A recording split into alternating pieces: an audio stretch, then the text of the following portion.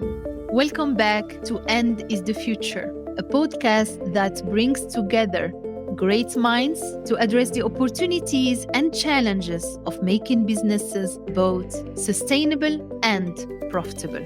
I am Ilham Kadri, and I'm delighted to be your host today. If you are as passionate about sustainable business as I am, let's explore how End is the Future together. Today, I'm very happy to welcome Clarke Murphy, one of the great voices in sustainable leadership, to the End is the Future podcast. Clarke is the CEO of Russell Reynolds Associates, and he has also just published a wonderful book called Sustainable Leadership, Lessons of Vision, Courage, and Grit from the CEOs who dared to build a better world, which is essentially a handbook on how to become a true sustainable leader. So I'm really looking forward to hearing his wisdom on this topic. Thank you. Thank you, Clarke, for being here today. Well, thank you for having me. I'm excited and really appreciate it. So, Clarke, you have become obviously one of the foremost voices in sustainable leadership, and I'm interested to learn a bit more about how you got there. I know you grew up in an Irish-American family, if my homework is right, and I would like, our audience to hear what was your upbringing like, and was there a specific moment in your life that's really sparked your interest in leadership? And maybe I already know your moment. It has to do with sailing, right? Can you tell us more? That's right. So I'm the youngest of 5 children, and which they say lots of things about eldest and youngest children, or even middle children. But I'm a classic youngest child, and as I joke, I compete with every one of my siblings every day, even at 60 years of age. All I wanted to do was play in the touch football game or do the things they did, and so I pushed and pushed and pushed to compete with them as a little boy. And some of those were wonderful and some were painful as you try and do those things. Yeah. But our family was long on love and education and short on cash. And so everybody started jobs when you were 8 or 9 years old, and have been, working ever since. But one of our great passions, my father was a naval officer and a great sailor, and we grew up on the water.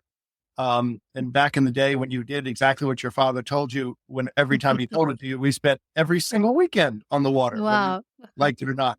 And so I have spent a lot of time on the ocean and seen the changes in the ocean that probably resonated most with me. I spent a lot of time racing sailboats, and we've done 7 transatlantics, and the grown children have now done a lot of these races with me. And we're crossing the Atlantic a number of years ago. And we'd hit in the previous 2 crossings, each time we'd hit a whale, one in the middle of the night, one early in the morning, and the boat goes super fast to stopping in a millisecond. And there are all sorts of issues I'll bore you with. But the only thing I ever worried about in my life of sailing is hitting a container. And so we're sailing across the ocean. This trip had been particularly foggy for 5 days. You couldn't see much night and day. And early one morning, I'm at the wheel, which is a good thing. I'm going extremely fast with a big, colorful sail, the spinnaker out front. And I see a whale breaching about 100 meters in front of us. And I scream whale, and I flip the wheel of this boat, really big boat going fast, over to windward. And the boat kind of goes into like a car skid on ice where the car is going sideways. Yeah. And we're skidding down the ocean like this. And we look over it as we miss the whale by maybe 3 meters. And we realize it's not a whale. It's a 40-foot steel container covered in wow. which had clearly been out there for probably 10 years. If you're covered in barnacles on steel, it's been out there a long time. Yeah. So we almost died. And if you hit a container, you don't survive, because the impact, you sink in 2 or 3 minutes. There's no way. And the people below are trapped, et cetera. So we should worry about the level of plastic in the oceans. But we also have tens of thousands of containers that have fallen off container ships that are bobbing around just below the surface. And it took, I'm embarrassed to say, because my children are so forceful around the environment and other things. It took that for my awoken moment to say, oh my gosh, we have so many issues in the air in the ocean on our land.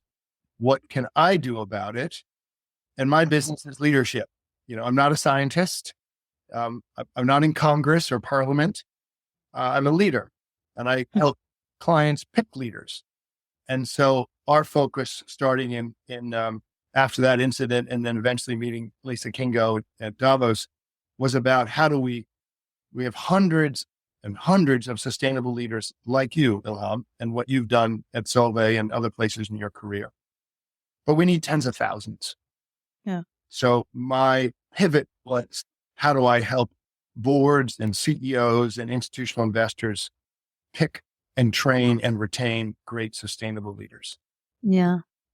And it's a beautiful, story. And thank you for sharing it with us.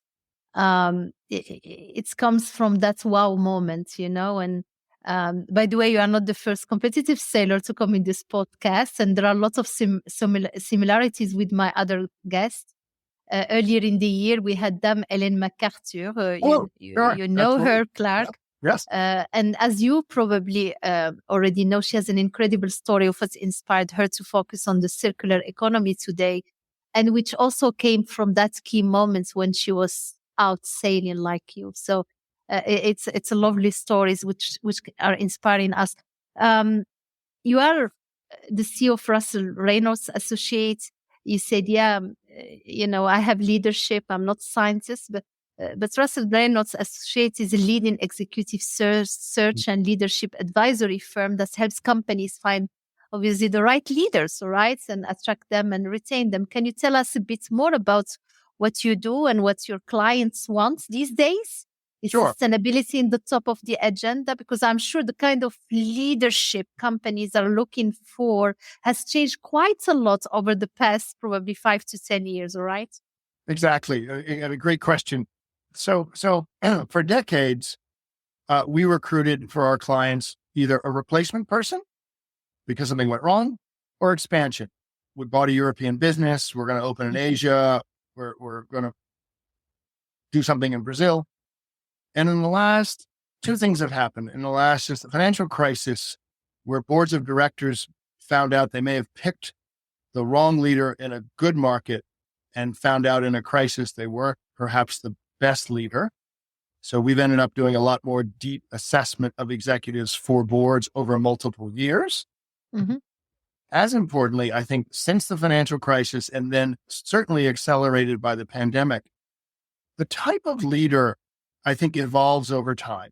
So at the 20 years ago, the turn of the millennia, it was the vision thing and the internet and e-commerce and automation. And then it was offshoring and efficiency. And then it was crisis and cut costs and capital allocation, capital preservation.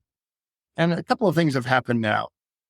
Looking at the pandemic, and now at the energy crisis in the world, certainly in Europe, on the continent, is this sense of agility.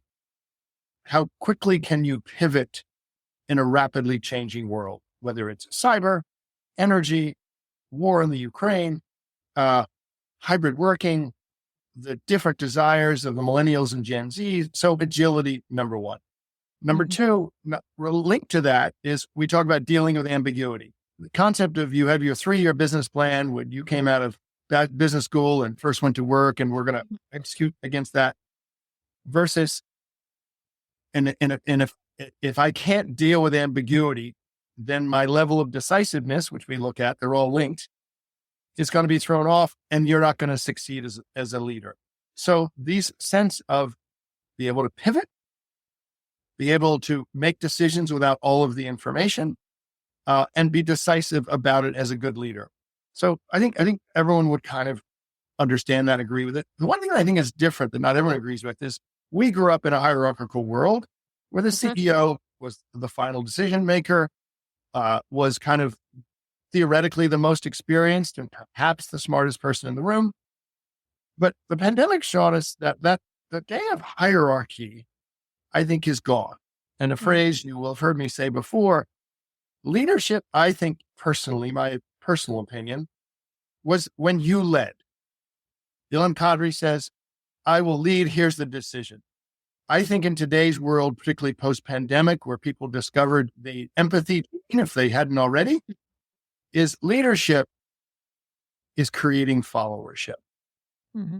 And I think the hierarchical days have collapsed into a more flatter organizations, at least in the West. And will people follow you? And as I say, if they're not following you, you're just taking a walk alone, right? So you need to create followership. So I think this sense of the modern leader has evolved very quickly. And the last thing I'd say is communications. And it may be you or you're not, you happen to be a good communicator, but if you weren't, you can get help for those who help you communicate well. But you could have everything I just talked about in strategy and operations. But if you're unable to communicate with your stakeholders, employees, consumers, shareholders, and your own board, you can have all the other stuff and still fail. We look at the recent changes at Adidas and Disney. Part of this is around communications as well. So do you think the nature of a leader has shifted?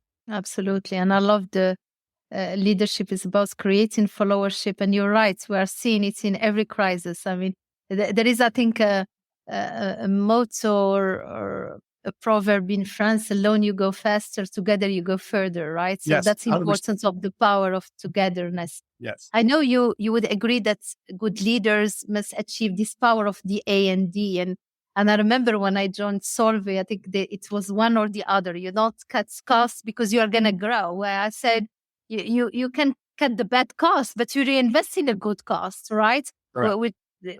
It's talent management, it's your decarbonization investments, and be sustainable and profitable, daring and caring.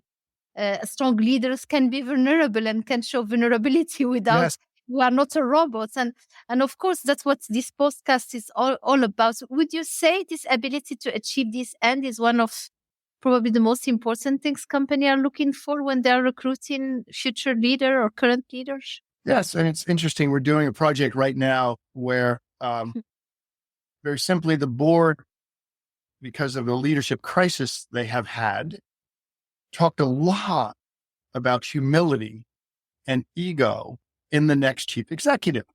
And finally, one of the board members said, okay, well, hold on. Aren't CEOs ambitious by nature? And everyone talks about humility. Do you, Russell Reynolds and Clarke Murphy, actually think you can recruit a really good, strong CEO who's humble? Do they go together?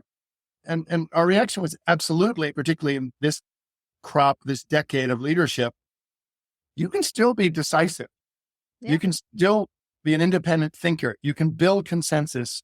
You can reinforce the culture of a company and be humble. It's about others succeeding, even though you're at the steering wheel. And I actually think that is the CEO of today and tomorrow. And that may shift if there's some major growth mode or another major crisis. But in this moment, I think humility, empathy, intelligence, communications, leadership, they're not separate. They are well combined. So I think it's super important. And then lastly, this role, which we'll obviously come to now, about sustainable leaders and what does that mean in everything else that I've talked about.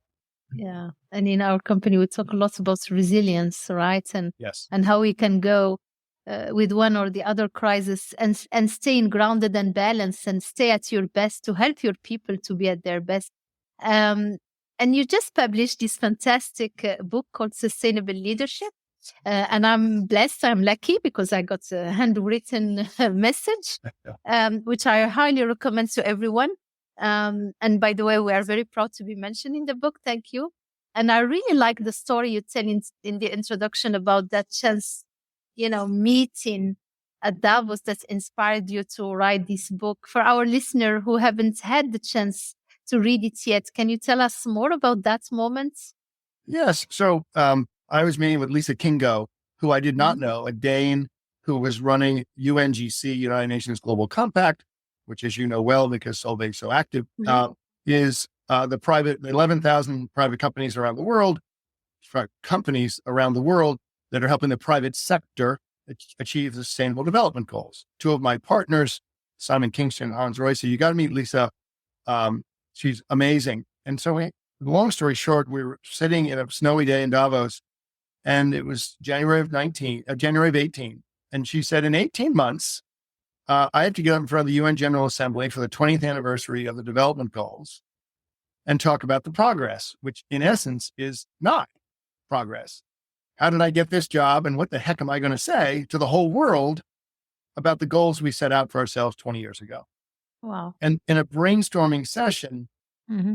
as governments were retreating, including the American government at that moment, from the Paris Accords and other things, and doubting this concept of ESG, which we'll come to in a minute, a phrase I really don't like, is we said, it really comes down to leadership.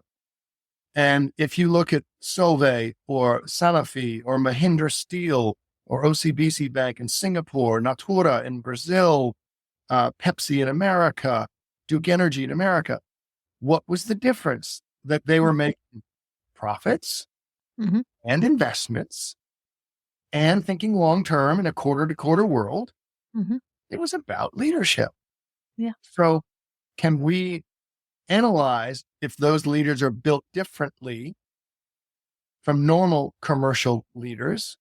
Were sustainable commercial leaders different than commercial leaders? The answer, we interviewed 55 pioneers, the 55 CEOs all around the world, the UN agreed to, as the most successful sustainable leaders. And they had profits, and they had growth, and they had change and transformation. And were those people different? And guess what? We interviewed them, tested, et cetera. They were different. They all, but 88% of them spiked on specific competencies that were different and than a normal commercial CEO or C-suite who we meet every day. Wow.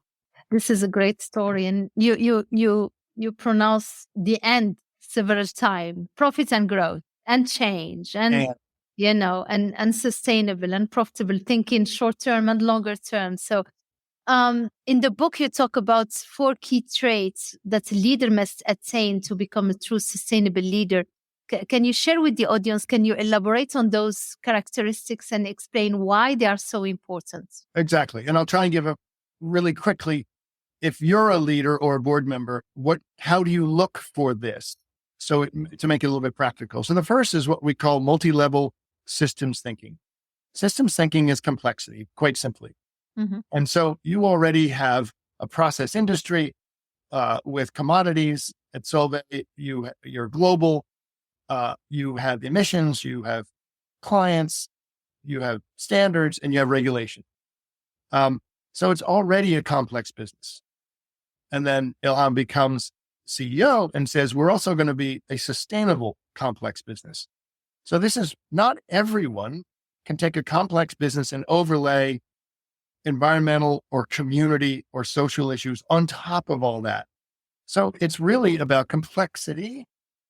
And what do you look for? You look for conceptual thinking.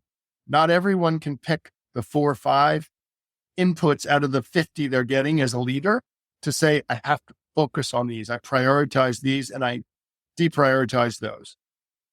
And seeing through all the complexity to make progress. So the first is systems thinking.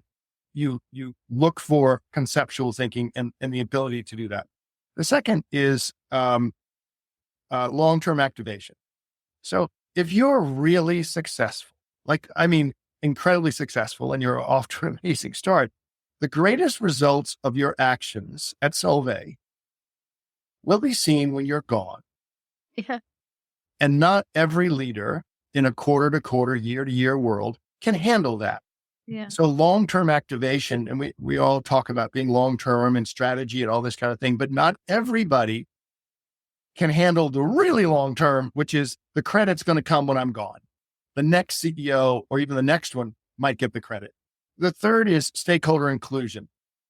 And again, we talk about an inclusive world. I don't mean DE&I inclusive. I mean, would you work with your biggest competitors in the process industries to solve an issue? Mm-hmm. So one of the stories I tell your story, but also Soren Scow at Maersk Shipping, Mm-hmm. who says the whole industry should develop a clean engine. There's no value creation in the engine. So competitively, that's not a problem. Or BP says we're going to bring our regulators inside the company to see what we're working on early, which is high risk. But it's a risk worth taking because then we could get approvals faster later. And interestingly, what do we look for in this stakeholder inclusion? You'll laugh. It's what we call sociability. It's not going to the cocktail party. Yeah. I can get in a room with a group of people. I can extract their best ideas. I can be the decider, but I will bring them with me. What you said earlier about the proverb of run farther together than running alone. Yeah. And I think ecosystems get so much more done. And the last is disruptive innovation. And again, we always talk, we have to innovate. But many people, if they have an idea, a thought, and we look at Scania trucks and Adidas sneakers and give the examples, what if their innovation, the first go round, actually doesn't work? Can you step outside of your preconceived notions about what you thought would be innovative and keep going? So you talked about resilience. We look at persistence and resilience as it relates to innovation. So it's not the creative thinking only of disruptive. It's, I will keep pushing to innovate beyond my first failure. I will stay strong and committed. So these four things: systems thinking, long-term activation, inclusion, and disruptive innovation, all these executives hugely spiked on those topics, more than the average executive would. Yeah, those are the magic recipe, and it resonates a lot with me. And one of my favorite parts of the book, Clarke, is when you talk about the LQ, which was probably something very new, the learning quotient. Yes. Because everyone talks about IQ and even EQ, where you have emotional intelligence as a leader, but maybe fewer people have heard and have focused on the LQ and being okay with not knowing all the answer. Can you explain what you mean by that? Yes. Obviously, the world's changing very quickly on any topic, from business model to strategy to clearly sustainable, profitable operations. And so the senior leader, I think, is learning at the same time about things, whether it's cyber or sustainability, as the VP or the principal or the EVP. And this sense, again, of a flatter organization and followership, when a leader is seen as learning, committed to learning alongside the executive team, I think that can be very inspiring. If a leader is not learning all the time in today's world, you're going to go out of business. And so not only do we need to learn as leaders, I think a CEO who sets a framework that everyone on my team needs to be learning and the company has to be learning, that we're going to adapt. And that's the LQ. If you've got a high LQ as a leader and as a culture, you know you're going to win, because therefore you're going to be, you're going to be at the edge of learning the whole time. And I think that's a new determinant of both culture and leadership. Absolutely. And I think I told you this story a while ago, maybe.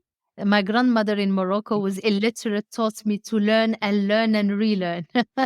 so I took it with me. And part of that is learning from the younger generation, right? I'm a big believer in that. I take part in reverse mentoring, and I always say that the CEO is preparing our companies for them, and while we put that stone in the cathedral. And I liked what you were saying about that in the book.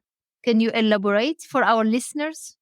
Yes. I mean, I think we say in our firm, the free partners actually own the equity of the company, because they are the future. They are the valuation of it. So, I think it's very important that the next generation, and one thing I was struck by in all these interviews over these several years was that the powerful, the famous, huge balance sheet, small balance sheet, all these sustainable leaders were what I call aggressive listeners. They were like that. You are the only human being in the world. And their radar about listening, whether it's a changing nature of their consumer, the changing nature of their employee, or the changing nature of the markets. Aggressive listening is not you and me in this podcast. I'm saying listening on a 360 around. Yeah. And I think there's a great divide, for good intentions mostly, of the leaders who give the speech, make the commitment, talk about the future, talk about sustainability, have a town hall, and go back to the strategy meeting. as opposed to like diving deep repeatedly into the bowels of the new or the bottom of the organization. Because many of the young people hear the speech, but don't see the actions. Yeah. And in fact, what we're seeing is obviously that generation is fired up to be active in initiatives and progress. So this sense of listening to the next 2 or 3 generations, but like really listening and then bringing them with you to, and I think that it's not just listen to the next generation. It's not just involve them. I think there's a disconnect, not intentional, between some of the CEOs and senior leaders and the ops part of the organization. Yeah. And I love what you said. I mean, you are putting a better language on it. And you're right. The tone at the top is not enough. Through a webcast or a town hall, you need to deep dive, through the ladder. And on that point, I also really like what you said about the different type of people between, you call them the 100%ers, the moonshotters, and the fence sitters. So I'm trying to make it my language. Can you explain each one briefly and tell us why we should all strive to be moonshotters? Yeah. So to me, the people we met, the moonshotters said the electric sense of urgency needed to make progress, to start actions. Because I think many people are paralyzed thinking they have to solve all of the world's issues in one company in 1 year. Just pick 1 or 2. But the moonshotters say, I'm committing to this, and I don't have all the solutions or all the answers. Like this, we talked about the mayor's shipping. They said, we're going to build clean fueled engines. But there's only enough methanol 2 years ago when they started this. They committed several $1 billion to clean engines. And shipping uses the bunker fuel, which is the bottom of the barrel, literally the worst fuel in the world. And they said, there's enough methanol to fuel these engines for a month. But I can't solve creating the engine and finding the fuel. Somebody else will sense a market and do that. And that's exactly what's happened. Okay. So they're saying, I'm going to shoot for the moon, and I may have the engine to get there, but I haven't figured out where I'm landing or what happens then, but somebody will help me figure that out. Moonshotter, go. The 100%ers, which we all know, say, okay, we're going to get to the moon, but I need to know exactly all the answers of the weather up there, the landing pad, what I'm going to eat, what I'm going to drink, how the engine works, how I take off, all that. And guess what? They spend so much time getting to 100%. The moonshotter is already on the moon, and I'm still at 99%. And the last is the fence sitters, that I think are the most dangerous part of all of this, which is they sit there. And then, by the way, it's hysterical. I interviewed people in probably 15 or 18 languages from different languages and different cultures around the world. And everybody uses the same phrase, fence sitter. India, China, Brazil, France, Germany, America. It's very funny.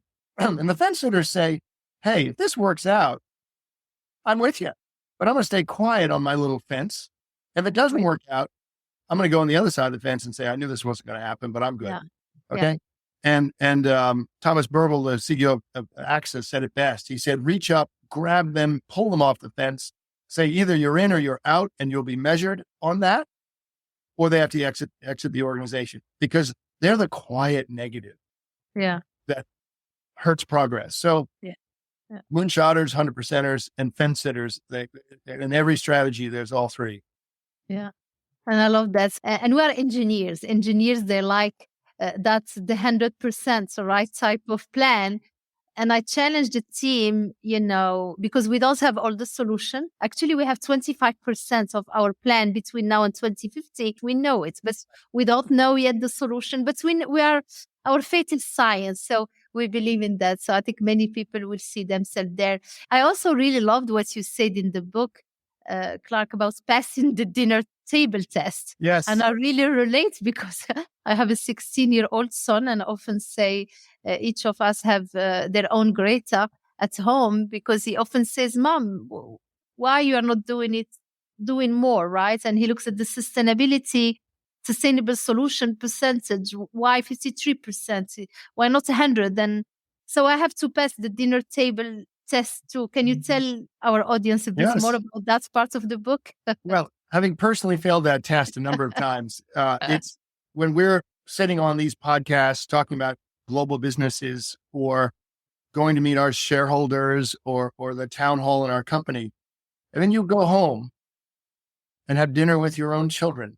And Julie Sweet of Accenture, and Leaf, the chair of AstraZeneca, Anand Mahindra of Mahindra Steel, all said the same thing, and as I do, that the dinner table test is as persuasive and action-oriented as every institutional investor in the world, because you can't disappoint those you look at every day.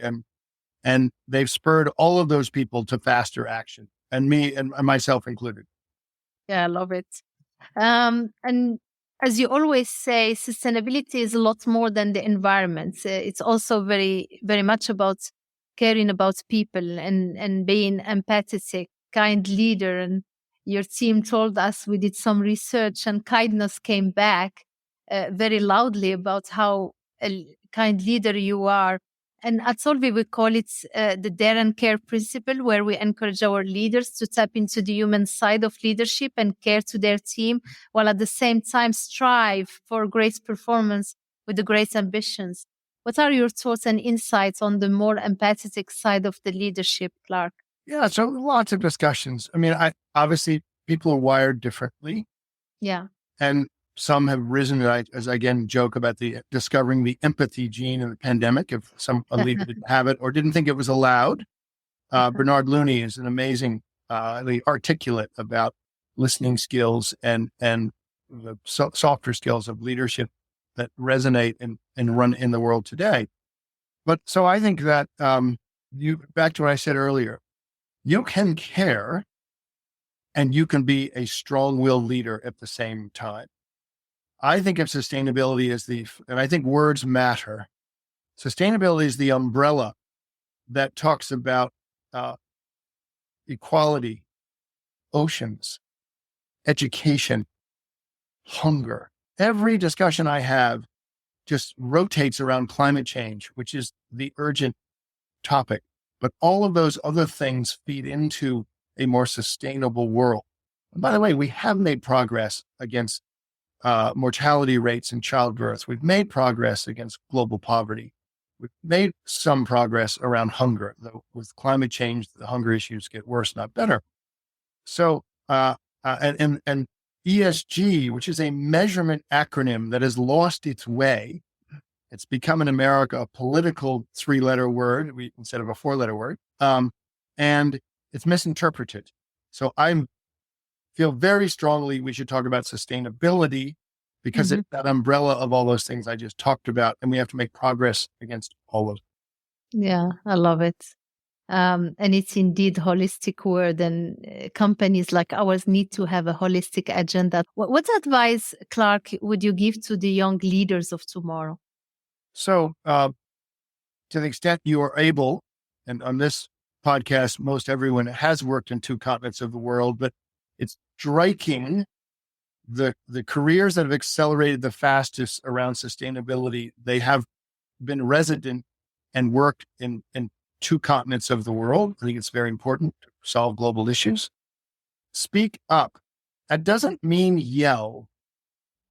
It means speak up and say, count me in. What can I do? So I would say speak up respectfully, not yelling.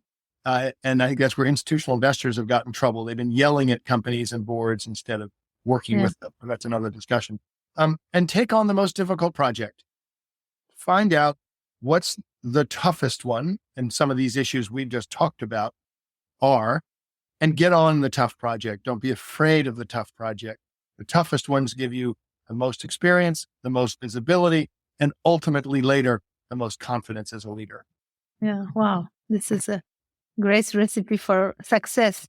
So now, before ending this fascinating, conversation, what do you enjoy doing outside of promoting sustainable leadership and running a big company and having some tests at the table? I heard you are on the board of the New York City Ballet and really enjoying the arts. Is that right, Clarke? Yes. So I would say the 2 things, and aside from our family, my wife and our 4 grown children, we spend a lot of time in the outdoors, a lot of time, either hiking mountains or on the oceans of the world, and always have. But I'm an ocean guy, and I married a mountain woman, so we're very fortunate.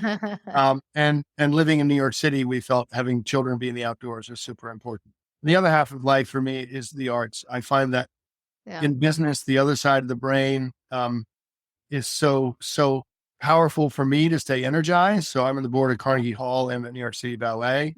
And, what I find interesting in big cities, particularly New York, people like, well, what do you do? And, where'd you go to school? And where are your children? What are they doing?